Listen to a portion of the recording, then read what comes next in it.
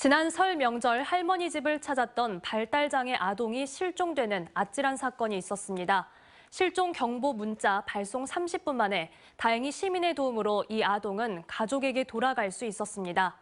이렇게 도움이 되는데도 해마다 실종 경보 문자에 대한 관심도는 줄고 있습니다. 서희령 기자가 취재했습니다. 동트기 전 어둠이 깔린 시골 마을. 한 남성이 주머니에 양손을 넣은 채 어디론가 서둘러 이동합니다.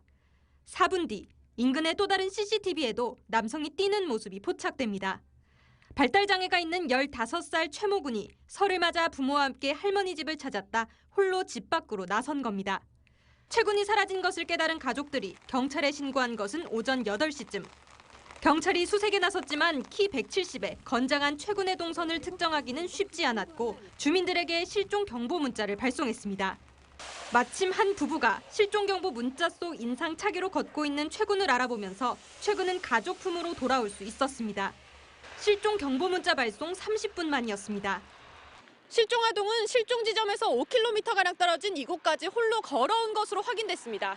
봤더니 바지가 인상착의하고 똑같아. 그래서 정신없이 내렸죠. 내려가지고 딱 붙잡았어요.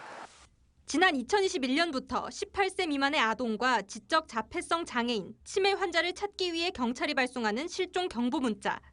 하지만 도입 첫 해 40%에 육박하던 제보 발견율은 작년 20%대로 줄어든 것으로 나타났습니다.